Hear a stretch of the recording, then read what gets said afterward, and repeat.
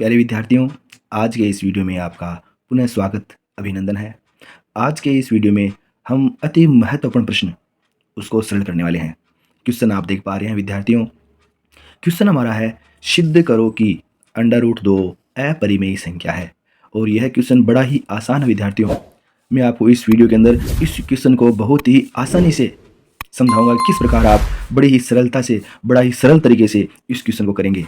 यह question exam में हर बार आता है। मेरे विद्यार्थियों, यदि आप पूर्व के प्रश्न पत्रों को देखेंगे तो आपको मालूम चलेगा यह क्वेश्चन एग्जाम के अंदर हर बार रिपीट होता है। तो प्यारे विद्यार्थियों, यह क्वेश्चन आप बड़ी सरलता से समझिए। इससे पहले मैं आपको बता दूं कि परिमेय संख्या कौन सी होती है। ये हमारे पास में है अपरिमेय संख्या, और हमें सिद्ध करना है कि ये √2 अपरिमेय संख्या है। तो पूर्व में हम ये जानते हैं कि परिमेय संख्या होती कौन सी है। परिमेय संख्या को हम कुछ इस प्रकार डिफाइन करेंगे, इस प्रकार हम इसे परिभाषित करेंगे। यानी परिमेय संख्या की परिभाषा जो है वो कुछ इस प्रकार विद्यार्थी होने वाली है।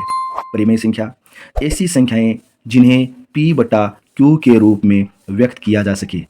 यानी P/Q के रूप में हमारी संख्या होनी चाहिए, जहां P व Q क्या है, पूर्णांक संख्याएं हैं। और पूर्णांक संख्या विद्यार्थी कौन सी होती है? पूर्णांक संख्या विद्यार्थियों आपकी होती है माइनस वाली भी होती है और प्लस वाली भी, साथ में जीरो भी होता है। यानी परिमेय संख्या के अंदर -3, -2, -1, 0, +1, +2, +3 ... इस प्रकार जो संख्या होती है वो क्या होती है? पूर्णांक संख्या होती है। और परिमेय संख्या क्या होती है? परिमेय संख्या होती है P/Q के रूप में, जहां पर P और Q दोनों के दोनों क्या है? पूर्णांक संख्याएं हैं। यानी इन संख्याओं में से P और Q होगा। जबकि क्या लिखा है? तथा Q ≠ 0, यानी Q का मान 0 नहीं होना चाहिए। यानी यहाँ पर हर जो है, हर ये आपके भिन्न के रूप का होगा, और इस भिन्न के रूप में ये हर जो है Q ये 0 नहीं होना चाहिए। अगर ऐसा होता है तो यह संख्याएं क्या कहलाती है? परिमेय संख्याएं कहलाती है। अब हम बात करते हैं अपरिमेय संख्या, क्योंकि हमें तो उसे अपरिमेय सिद्ध करना है। √2 जो हमें दिया हुआ है उसे क्या करेंगे? अपरिमेय सिद्ध करेंगे। तो √2 अपरिमेय है। अपरिमेय संख्या होती कौन सी है उसकी कुछ परिभाषा हम यहाँ पर समझते हैं। अपरिमेय संख्या ऐसी संख्याएं जिन्हें P/Q के रूप में व्यक्त नहीं किया जा सके। यानी जिसे परिमेय संख्या के रूप में नहीं लिख पाते हैं, ऐसी संख्याएं क्या कहलाएगी? अपरिमेय संख्याएं कहलाती है। यानी ऐसी संख्याएं जिन्हें P/Q के रूप में व्यक्त नहीं किया जा सके, जहां P और Q क्या है? पूर्णांक संख्या है, और Q ≠ 0, तो यह अपरिमेय संख्याएं होती है। तो सीधी सी बात है विद्यार्थियों, जो संख्याएं परिमेय नहीं है वो कौन सी है? अपरिमेय है। यानी परिमेय तो वो है ही नहीं ना, परिमेय संख्या तो है ही नहीं, परिमेय नहीं है, इसका अर्थ क्या होगा? वो अपरिमेय संख्या है। ठीक है, अब हम उस क्वेश्चन की बात करते हैं जो कि एग्जाम के अंदर हर बार आता है। अरे विद्यार्थियों, यह क्वेश्चन बड़ा ही आसान है। सिद्ध करो कि √2 अपरिमेय संख्या है, और एग्जाम में हर बार आता है। इस क्वेश्चन के अंदर जोड़, बाकी, गुणा, भाग वगैरह वगैरह कुछ नहीं होता विद्यार्थियों। बड़ा ही आसान ये क्वेश्चन है, और एग्जाम के अंदर आप इसके 100% अंक अपनी झोली के अंदर डाल सकते हो। हम क्या करेंगे? सबसे पहले हम इसको परिमेय संख्या मान लेंगे।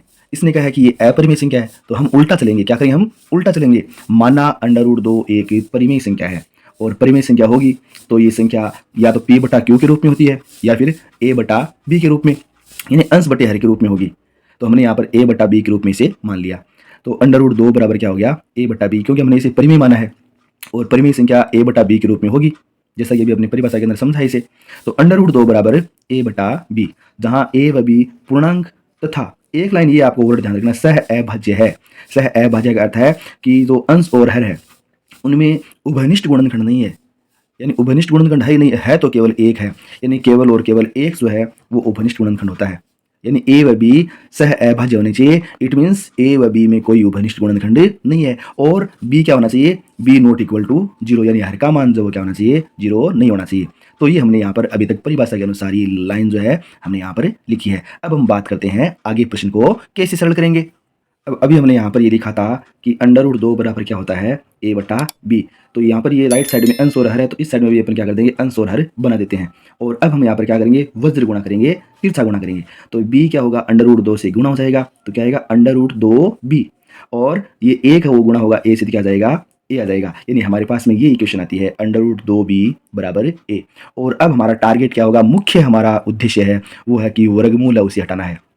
तो प्यारे विद्यार्थियों, अगर किसी भी समीकरण के अंदर आपको वर्गमूल हटाना हो तो दोनों पक्षों का आपको क्या करना होगा, वर्ग करना होगा। क्या करेंगे आप, दोनों पक्षों का वर्ग करेंगे। तो लिख देंगे आप दोनों पक्षों का वर्ग करने पर। तो वर्ग करने पर क्या होगा, जिस पर अंडर रूट होगा उसका अंडर रूट यानी वर्गमूल है वो हट जाएगा। तो 2 पर वर्गमूल था तो 2 पर वर्गमूल है वो हट गया, 2 आ गया। और b इस पर अंडर रूट है नहीं तो इसका वर्ग करना पड़ेगा, बी स्क्वायर हो गया बराबर। राइट साइड में भी तो स्क्वायर करेंगे, दोनों पक्षों कर रहे हैं ना स्क्वायर, वर्ग कर रहे हैं तो ए पर भी क्या आ जाएगा, स्क्वायर आ जाएगा। तो हमारे सामने ये इक्वेशन होगी 2b स्क्वायर बराबर ए। और अब हम क्या करेंगे, यहाँ पर बी स्क्वायर के पास में 2 है वो गुणा में है तो इस 2 का हम क्या करेंगे, राइट साइड में भाग दे देंगे। तो हमारे पास में आएगा बी स्क्वायर बराबर ए स्क्वायर बटा 2। ये समीकरण नंबर हमने 1 मान ली। अब हम आगे बात करते हैं कि इस सवाल को हम आगे कैसे सरल करने वाले हैं।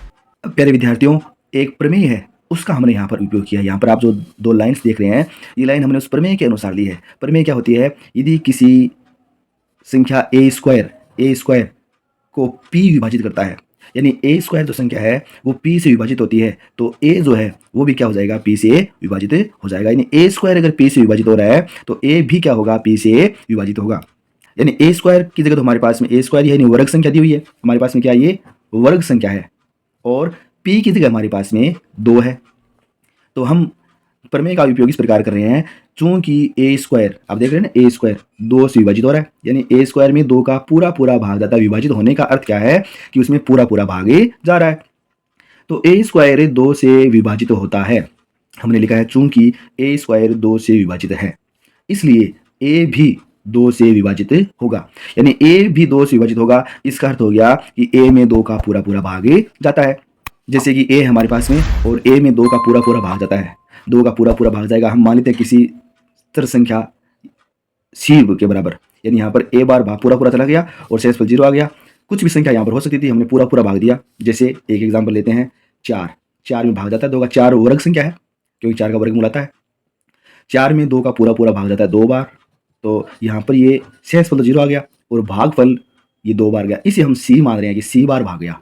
तो हम भाग की जांच करते क्या लिखते हैं, 4 बराबर 2 गुणा सी। ठीक है, तो यहाँ पर ये तो ए था हमारे पास में, ये ए था ना, ये ए बराबर 2c यह है ना हमारे पास में, ये हम यहाँ पर लिखने वाले हैं। तो हमने यहाँ पर ये लिया है, इसलिए a बराबर 2c हमने क्या लिया यहाँ पर, a बराबर 2c। अब इस a का मान हम इस समीकरण में 1 में रखेंगे जहाँ पर a है और उसे हम आगे सरल करने वाले हैं। तो यहाँ पर हमने लिखा है समीकरण 1 से, समीकरण 1 में a जहाँ पर है वहाँ पर 2c हम पुट करने वाले हैं, रखने वाले हैं। तो b स्क्वायर बराबर a का मान 2c, ये 2c रख दिया तो इसका स्क्वायर है a का, तो इसका भी क्या हो गया स्क्वायर बटे 2 और फिर हम उसे सरल करेंगे। तो हमारे सामने आया b स्क्वायर बराबर 4c स्क्वायर बटे 2 और नेक्स्ट स्टेप जो है उसमें हम इस 4 और 2 एक ही पार्ट से कट जाएंगे तो हमारे पास में आता है b स्क्वायर बराबर 2c स्क्वायर। हमारे पास में क्या आया, b स्क्वायर बराबर 2c स्क्वायर। और फिर हम क्या करते हैं, लेफ्ट और राइट को एक्सचेंज कर रहे हैं, यानी राइट साइड में 2c स्क्वायर था उसको हमने लेफ्ट में ले लिया और लेफ्ट में b स्क्वायर उसको हमने राइट में भेज दिया। और अब हम क्या करेंगे, जो यहाँ पर 2 देख रहे हैं इस 2 का हम क्या कर देंगे, 2 यहाँ पर गुणा में है, लेफ्ट साइड में c स्क्वायर के साथ गुणा में है तो हम क्या करेंगे इसे राइट साइड में भाग में भेज देंगे। तो हमारे पास में इक्वेशन नंबर 2 कुछ इस प्रकार प्राप्त होती है। तो c स्क्वायर बराबर b स्क्वायर बटे 2 ये हमने लिखी है इक्वेशन नंबर 2। और अब आप देख पा रहे हैं विद्यार्थियों, इक्वेशन नंबर 1 भी हमारे पास में कुछ इसी प्रकार की थी। आप देख रहे हैं प्रमेय यहाँ पर हमें यूज में लेनी है।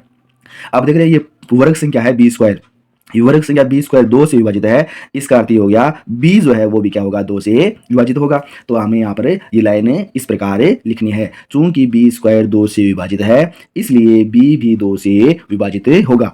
तो हमने यहाँ पर ये इक्वेशन लिख दी। अब आप देखिए यहाँ पर ये विरोधाभास आ रहा है, हमने यहाँ पर ये लिखा था कि a और b क्या है, सह अभाज्य है। a और b क्या है, सह अभाज्य है, यानी a और b में कोई भी उभयनिष्ठ गुणनखंड नहीं है, यानी a और b में किसी भी अन्य संख्या का भाग नहीं जाता केवल 1 के अलावा।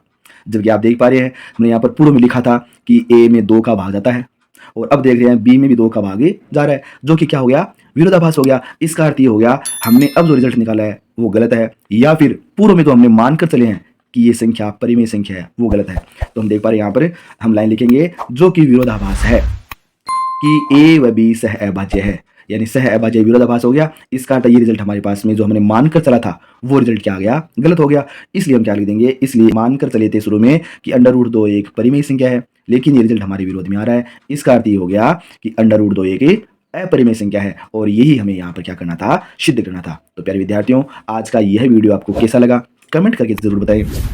यदि आपको वीडियो अच्छा लगा है तो प्लीज़ लाइक करें, कमेंट करें और अधिक से अधिक आप अपने मित्रों को भी इस वीडियो को शेयर करें ताकि वो भी इस वीडियो का अधिकतम लाभ उठा सकें। यदि आप हमारे यूट्यूब चैनल पर पहली बार आए हैं, पहली बार विजिट कर रहे हैं तो प्लीज़ हमारे यूट्यूब चैनल को सब्सक्राइब जरूर करें ताकि विद्यार्थियों आपको आगामी इसी प्रकार के कंटेंट वाले वीडियो सबसे पहले प्राप्त हों और आप उन वीडियोज़ का अधिकतम लाभ उठा सकें। नेक्स्ट वीडियो के अंदर मैं फिर हाजिर रहूँगा आपके लिए, तब तक के लिए धन्यवाद।